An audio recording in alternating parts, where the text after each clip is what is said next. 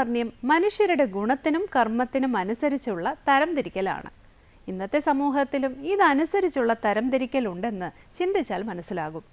സർക്കാർ ജീവനക്കാരെ class 1, class 2, class 3, class 4 എന്ന തരംതിരിക്കലും ചെയ്യുന്ന കർമ്മത്തിനനുസരിച്ചാണ്.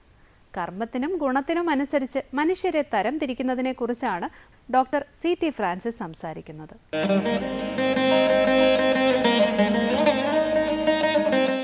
ചാതുർവർണ്ണ്യം എന്നത് നമ്മുടെ സമൂഹത്തിൽ പല ഉച്ചനീചത്വങ്ങൾക്കും അസമത്വങ്ങൾക്കും വഴി തെളിയിച്ചില്ലേ എന്നൊരു ആശങ്ക നമ്മളിൽ പലർക്കും ഉണ്ട്. എന്നാൽ ചാതുർവർണ്ണ്യം എന്നത് മനുഷ്യൻ്റെ ഗുണങ്ങൾക്കും കർമ്മങ്ങൾക്കും അനുസൃതമായിട്ടുള്ള ഒരു തരംതിരിവ് മാത്രമാണ്. ഈ തരംതിരിവ് ഇന്നും നാം അംഗീകരിക്കുന്ന ഒരു തരംതിരിവാണ് എന്ന് അല്പമൊന്ന് ചിന്തിച്ച് നോക്കിയാൽ നമുക്ക് മനസ്സിലാകും. നമ്മുടെ സർക്കാർ ജീവനക്കാരെ തന്നെ 4ആയി തിരിച്ചിട്ടുണ്ട് അല്ലേ? ക്ലാസ് 1, ക്ലാസ് 2, ക്ലാസ് 3, ക്ലാസ് 4 ഇങ്ങനെ നമ്മൾ തിരിച്ചിട്ടുണ്ട്. ഇതുപോലെ ഒരു തരംതിരിവ് മാത്രമേ ഇതിൽ ഉള്ളൂ. വേദത്തിൻ്റെ താത്പര്യങ്ങൾക്ക് അനുസൃതമായി തന്നെയാണ് ഈ തരംതിരിവ് ഇവിടെ ഉള്ളത്. എല്ലാ മനുഷ്യരും വാസ്തവത്തിൽ എന്താണ് പറയുന്നത്? എല്ലാവരും ശൂദ്രരായി ജനിക്കുന്നു എന്നാണ്. ശൂദ്രന്മാരായി ജനിക്കുക. ജന്മന ജായതേ ശൂദ്രഃ സംസ്കാരാത് ദ്വിജ ഉച്യതേ വേദജ്ഞാനാത് ഭവേത് വിപ്രഃ ബ്രഹ്മജാനാതി ബ്രാഹ്മണഃ എന്നാണ് പറയുന്നത്. അപ്പോൾ ശൂദ്രനായി ജനിച്ച ആൾ എന്ത് ചെയ്യുന്നു? ഉപനയനം ചെയ്യുമ്പോൾ അത് ബ്രാഹ്മണനാകുന്നതിനുള്ള ഉപനയനമുണ്ട്, ക്ഷത്രിയനോ വൈശ്യനോ ആകുന്നതിനുള്ള ഉപനയനവും ഉണ്ട്. മനുഷ്യൻ്റെ കഴിവാണ് ഇതിന് പ്രധാനമായിട്ടുള്ളത്. ബ്രാഹ്മണൻ ആരായിരിക്കണം? അധ്യയനവും അധ്യാപനവും നടത്തേണ്ട ആളാണ് ബ്രാഹ്മണൻ. അധ്യയനം നടത്തുക എന്ന് പറഞ്ഞാൽ വേദ അധ്യയനം നടത്തുക, വേദങ്ങൾ പഠിക്കുക. പഠിച്ചാൽ മാത്രം പോരാ, അധ്യാപനവും നടത്തണം. വേദങ്ങൾ മറ്റുള്ളവരെ പഠിപ്പിച്ചു കൊടുക്കുകയും ചെയ്യണം. പൊതുവിൽ നമ്മുടെ തിരുലിഖിതങ്ങളൊക്കെ വളരെ സംക്ഷിപ്തമായ വിധത്തിലാണ് പറഞ്ഞിട്ടുള്ളത്. സംക്ഷിപ്തമായി പറഞ്ഞിട്ടുള്ളതിനെ ബൃഹത്തായിട്ട് പറഞ്ഞു കൊടുക്കലാണ് ബ്രാഹ്മണൻ്റെ സവിശേഷമായ കർത്തവ്യം. ബ്രാഹ്മണൻ ബൃംഹണം ചെയ്യുന്ന ആളാണ്. ബൃംഹണം ചെയ്യുക എന്ന് പറഞ്ഞാൽ എന്താണ്? ബൃഹത്തായിട്ട് പറയുക, വലുതാക്കി പറഞ്ഞു കൊടുക്കുക, സംക്ഷിപ്തമായ പറഞ്ഞ കാര്യങ്ങൾ. അതിന് അദ്ദേഹത്തിന് എന്ത് വേണം? നല്ല വാക്ചാതുര്യം ഉണ്ടാകണം. വാക്ചാതുര്യമുള്ള ആളുകൾ പലപ്പോഴും ആളുകളെ പറഞ്ഞ് തെറ്റിദ്ധരിപ്പിക്കാറുണ്ട്. അങ്ങനെ തെറ്റിദ്ധരിപ്പിക്കാൻ പാടില്ല. സത്യവാക്കായിരിക്കുകയും കൂടെ വേണം ബ്രാഹ്മണൻ. അപ്പോൾ ബ്രാഹ്മണന് അവശ്യം വേണ്ട ഗുണം സത്യവാക്ക് ആയിരിക്കുക എന്നുള്ളതാണ്. സത്യവാക്ക് എന്ന് പറഞ്ഞാൽ എന്താണ്? സത്യമായ വാക്കോട് കൂടിയവൻ, സത്യം മാത്രം പറയുന്നവൻ. ഇതിന് ഒരു ദൃഷ്ടാന്തം ഛാന്തോഗ്യോപനിഷത്തിൻ്റെ 4-ാം അധ്യായത്തിൽ പറയുന്നുണ്ട്. ഉപനിഷത്ത് എന്ന് പറയുമ്പോൾ പൊതുവിൽ ഒരു ഇൻ്റർപൊളേഷൻ അഥവാ പ്രക്ഷിപ്ത ഭാഗങ്ങൾ കടന്നുകൂടാത്ത ഒന്നാണ് ഉപനിഷത്തുകൾ. വേദങ്ങളുടെ ദാർശനികമായ വശം. വേദങ്ങൾക്ക് 4 ഭാഗമുണ്ടെന്ന് അറിയാമല്ലോ. സംഹിത, ബ്രാഹ്മണം, ആരണ്യകം, ഉപനിഷത്ത്. ഇതിൽ ഈ ഉപനിഷത്താണ് വേദങ്ങളുടെ ദർശനഭാഗം. അപ്പോൾ അതിൽ പറയുന്ന ഒരു കഥ, അതെന്താണ് കഥ? ഒരു പരിചാരികയുടെ മകൻ, പരിചാരികയുടെ പേര് ജബാല എന്നാണ്. ജബാലയുടെ മകൻ്റെ പേര് സത്യകാമൻ എന്നാണ്. അപ്പോൾ പരിചാരിക എന്ന് പറയുമ്പോൾ തന്നെ നമുക്കറിയാം ശൂദ്ര സ്ത്രീയാണ്. ഈ മകന് ആഗ്രഹം വേദം പഠിക്കണം. അതിപ്പോൾ ഉപനയനം ചെയ്ത് വേദം പഠിക്കണമെന്നാണ് ഇയാളുടെ ആഗ്രഹം. ഇയാൾ അമ്മയോട് ചെന്നിട്ട് പറഞ്ഞു, അമ്മേ എനിക്ക് വേദം പഠിക്കണം. നീ പോയി പഠിച്ചോളൂ. നമ്മൾ കേട്ടിട്ടുള്ളത് എന്താ? ശൂദ്രൻ വേദം കേട്ട അവൻ്റെ കാതിൽ ഈയം ഉരുക്കി ഒഴിക്കണമെന്ന്. അങ്ങനൊരു വ്യവസ്ഥ സ്മൃതിയിൽ ഇല്ല. ഒന്നാമത് ശാങ്കരസ്മൃതി എന്ന് പറഞ്ഞിട്ട് ഒരു സ്മൃതി ശങ്കര ഭഗവത്പാദർ എഴുതിയിട്ടില്ല. കാരണം സ്മൃതികാരന്മാരെ പറയുന്നിടത്ത് ശങ്കരാചാര്യരുടെ പേര് പറഞ്ഞിട്ടില്ല. ഇതാരോ ഉണ്ടാക്കിയ ഒരു സ്മൃതിയാണ്.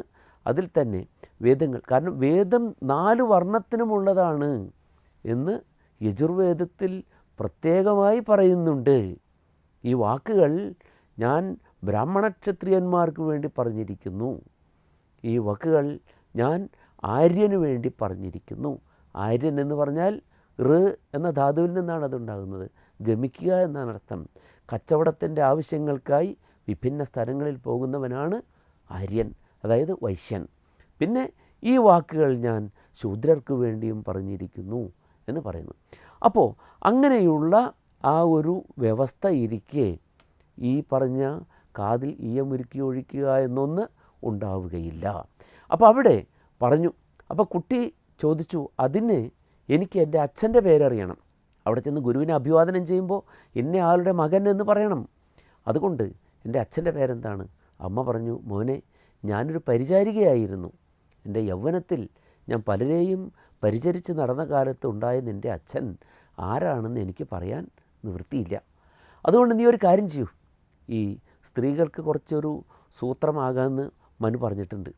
അത് മനുവിനെ കുറ്റം പറയാനാണ് നമ്മൾ ഉപയോഗിക്കാറെന്ന്. അത് മക്കളെ രക്ഷിക്കുന്നതിനുള്ളതായ കൗശലം അത് സ്ത്രീകൾക്ക് ഉണ്ടാവാമെന്നാണ്.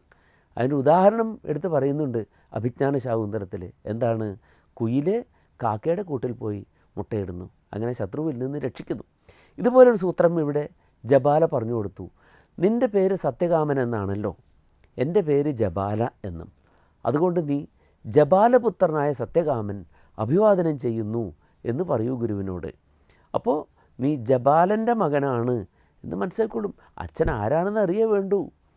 വർണ്ണം അവിടെ നോട്ടമില്ല എന്നുള്ളതിൻ്റെ പ്രത്യക്ഷ ഉദാഹരണമാണത്. കുട്ടി അവിടെ ചെന്നു. ഹരിദ്രമത ഗൗതമൻ എന്ന ഒരു ബ്രാഹ്മണൻ്റെ അടുത്താണ് പഠിക്കാൻ ചെന്നത്. അവിടെ ചെന്ന് നിൽക്കുമ്പോൾ അദ്ദേഹം ചോദിച്ചു, ബ്രാഹ്മണൻ ചോദിച്ചു, കസ്ത്വം കിമർത്ഥമാഗത, എന്താ കുട്ടി, നീ ആരാണ്, എന്തിനാണ് വന്നത് എന്ന് ചോദിച്ചു. അയാൾ പറഞ്ഞു, വേദം പഠിക്കാൻ വന്നതാ. അപ്പോഴാണ് ചോദിച്ചത്, നിൻ്റെ പിതാവ് ആരാണ്? അമ്മ പറഞ്ഞു കൊടുത്ത ഈ സൂത്രമൊക്കെ മനസ്സിലുണ്ടായിരുന്നെങ്കിലും കുട്ടി പറഞ്ഞത്, എൻ്റെ അമ്മ ഒരു പരിചാരികയായിരുന്നു, എൻ്റെ അച്ഛൻ ആരാണെന്ന് എൻ്റെ അമ്മയ്ക്ക് പോലും അറിഞ്ഞുകൂടാ എന്നാണ്. ഉടനെ തന്നെ അദ്ദേഹം പറഞ്ഞു, നയമേ സമിധ ഉപ, ഉടൻ തന്നെ സമിത്തുകൾ എൻ്റെ അടുത്ത് കൊണ്ടുവരൂ. നൈതത ബ്രാഹ്മണോ വദതി, ബ്രാഹ്മണനല്ലാത്ത ഒരാൾക്കിത് പറയാൻ കഴിയില്ല. തൻ്റെ അച്ഛൻ ആരാണെന്ന് അമ്മയ്ക്ക് പോലും അറിഞ്ഞുകൂടുന്ന, ഏറ്റവും ലജ്ജാവഹമായി സമൂഹം കരുതുന്ന ആ സത്യം പോലും പറയാൻ മടിക്കാത്തവനാണ് ബ്രാഹ്മണൻ. ഉടൻ തന്നെ ആ കുട്ടിയെ ഉപനയനം ചെയ്തു എന്നുള്ളതാണ്. അപ്പോൾ ബ്രാഹ്മണ്യം ആരാണ്? ശൂദ്രനായി ജനിച്ച ആൾ ബ്രാഹ്മണ്യം നേടുന്നു. അത് സ്മൃതി തന്നെയാണ് പറയുന്നത്. ശൂദ്രോ ബ്രാഹ്മണതാമേതി ബ്രാഹ്മണശ്ച ഏതി ശൂദ്രതാം. ശൂദ്രൻ ബ്രാഹ്മണ്യം പ്രാപിക്കും, ബ്രാഹ്മണൻ ശൂദ്രതയെയും പ്രാപിക്കും. രാജന്യസ്യ തഥാപത്യം വൈശ്യാപത്യം തഥൈവച. അതുപോലെ തന്നെയാണ് വൈശ്യൻ്റെ മക്കളും ക്ഷത്രിയൻ്റെ മക്കളും. എല്ലാവർക്കും എന്ത് ചെയ്യാൻ പറ്റും? ഏത് വർണ്ണവും അവനവൻ്റെ ഗുണകർമ്മങ്ങൾക്കനുസരിച്ച് സ്വീകരിക്കാം. നല്ല ബാഹുവീര്യമുള്ളവന് ക്ഷത്രിയനാകാം, രാജ്യരക്ഷ ചെയ്യേണ്ടതാണ്, അതിന് ബാഹുബലം വേണം. അതുപോലെ കച്ചവട തന്ത്രങ്ങളെ അറിയുന്ന ആൾ, ഇങ്ങനെയുള്ള കാര്യങ്ങളൊക്കെ അറിയുന്ന ആളാണ് ആര്? വൈശ്യൻ. ശൂദ്രന് പ്രത്യേകമായി സ്കില്ല് വേണ്ട എന്നുള്ളതാണ്. ബ്രാഹ്മണനോ ക്ഷത്രിയനോ വൈശ്യനോ വേണ്ട സവിശേഷമായ പ്രാവീണ്യങ്ങൾ വേണ്ടാത്ത, അതായത് മറ്റ് 3 വിഭാഗവും സ്കിൽഡ് ലേബറുകളാണ്. ഇതെന്താണ്? സ്കില്ലില്ലാത്ത എല്ലാവർക്കും പരിചരണം ചെയ്യുക എന്നുള്ളത്, ആവശ്യം വേണ്ടതായ മാനുവൽ ലേബറുകൾ ചെയ്യുക എന്നുള്ളതാണ് ശൂദ്രൻ്റെ ചുമതല. അല്ലാതെ ഇതിൽ നിന്ദ്യമായി യാതൊന്നും തന്നെയില്ല, ഒരു ഇകഴ്ത്തലുകളും ഈ വ്യവസ്ഥയിലില്ല എന്ന സത്യം നാം തിരിച്ചറിയണം എന്ന് പ്രത്യേകമായി ഓർമ്മിപ്പിക്കുന്നു. നമസ്കാരം.